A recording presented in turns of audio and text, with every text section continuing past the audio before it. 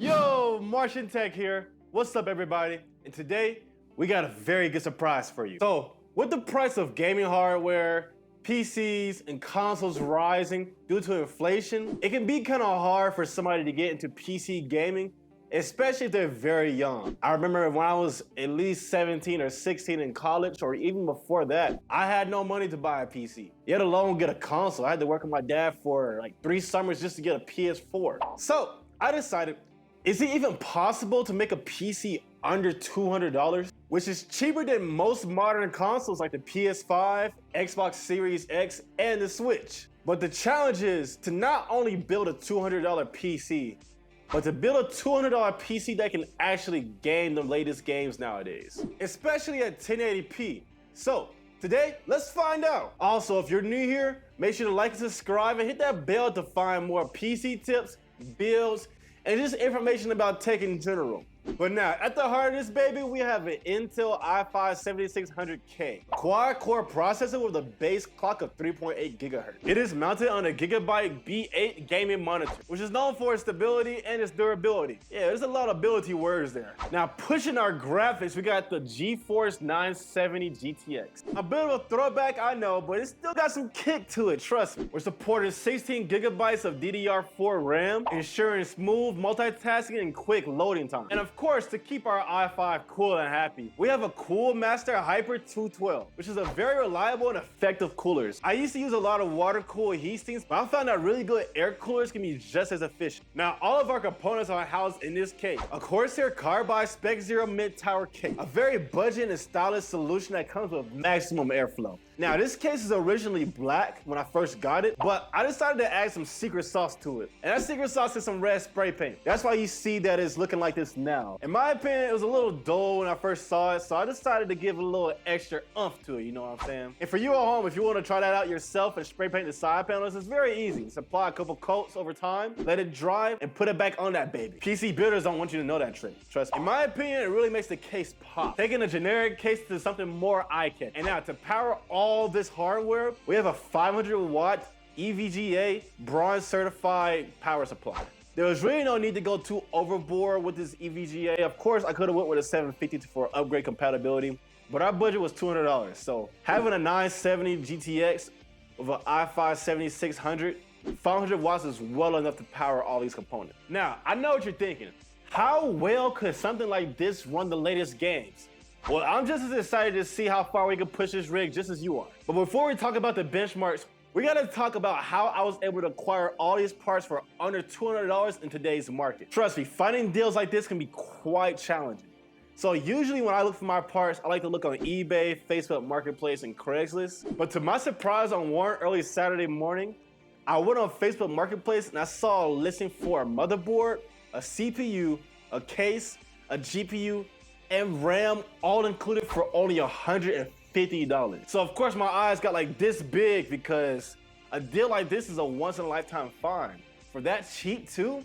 So of course I hopped in the opportunity, drove to the guy's place, paid him, and got my parts home, cleaned it out, spray painted the case, and boom!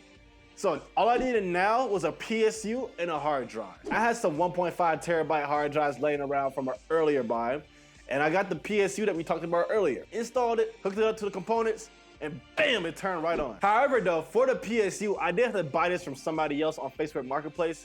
I bought it from a girl who was updating her setup, but upon giving me the power supply, she didn't tell me that I was missing the power cord. So I took off an extra $20 from the power supply, so I only paid around $30 for it. And of course I had to go to Best Buy to get the power cord, which was about $15, so around $45 in total for this PSU, which is a little bit of an extra price, but considering the parts I already have, I just took it on the chin and went with it. But enough backstory. I know you guys want to see the benchmarks. So let's see how well a $200 rig can handle some of the latest games nowadays.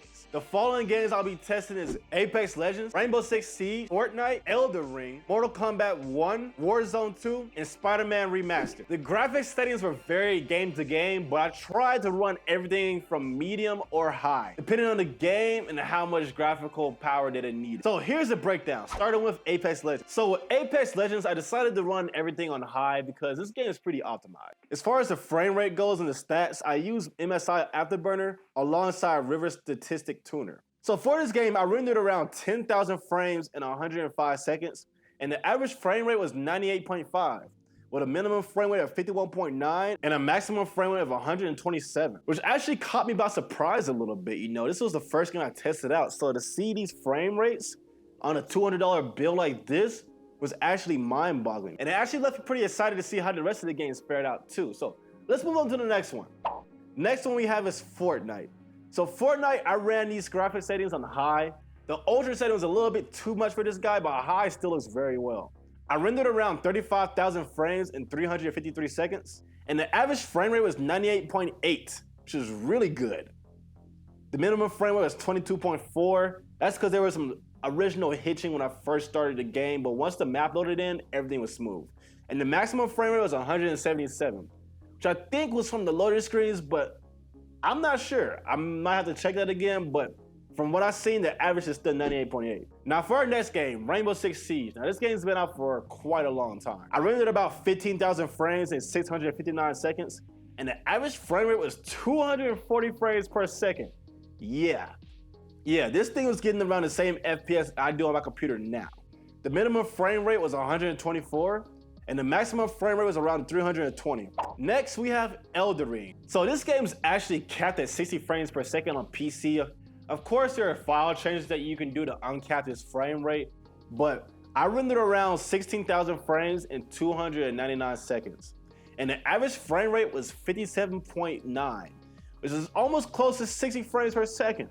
The minimum frame rate was 48.8, and the maximum frame rate was 60.4. I think if the frame rate was uncapped, the average would be a lot higher. But since it's capped at 60, this is a pretty good mark for what you need to game on Elden Ring. Now for Warzone 2, everybody's favorite game, right? So I rendered around 14,000 frames in 230 seconds, and the average frame rate was 63.7. Considering it's a huge map and a lot to load in, I thought this was pretty impressive. The minimum frame rate was 50.8, so it didn't go below this. And the maximum frame rate was 96.0. So at some points when you're looking into the ocean, it can get pretty high, but looking into the middle of the map, the frame rate can fluctuate from the high, super highs to very low. But hey, I was still able to get a lot of kills on here. The graphics settings were medium, and I was pretty surprised about how well it could run. Unfortunately, setting this thing to ultra or the max settings is too much for this 970, because you'll be maxing out the VRAM. But I say around medium to balance is really good for this game. Next, we have Mortal Kombat 1, or for some reason, MSI Afterburner reads it as Mortal Kombat 12. So I was actually a little disappointed for this game. Maybe because at the time of recording this, it just came out yesterday, but it wasn't as optimized for this GPU as you would think. I rendered around 5,000 frames in 50 seconds and even ran a benchmark for this game. And the average frame rate for this game was 47 frames per second. So usually in fighting games, you want to shoot for around 60 frames because that's where they're capped out at. So playing at a lower frame rate for these games is a little bit of a disadvantage. It's may change in the future as more updates come out and it gets more optimized, but I was just kind of shocked. The fighting games are usually easy to run, but hey, maybe in the future that would change. But now, last but not least, we have one of my favorite games, Spider-Man Remastered. I rendered around 11,000 frames in 220 seconds for this game, and I gotta say, it ran pretty well. The average frame rate was 50.7, and the minimum frame rate was 34.6, with a maximum frame rate being 60 frames per second. Now, even though my computer now is pretty powerful, and I still get pretty okay frames on here, like around 90 to 70. If I turn everything on low, then yeah, it'll be like 144, of course, but I ran these settings on high for this game, and it still did pretty good. I didn't see any hitching or stuttering while playing the game. It was pretty smooth overall. And for a game like this, you don't really need a super high FPS, unless you're just one of those like gaming freaks that just have to see every particle in every frame. But in this case, well, games like this open world, you don't have to see every frame. But yeah, those are the benchmarks for the following games, man. And I gotta say, I was pretty blown away by the results. I never used a 970 graphics card until now, but it still got some pretty good kick to it.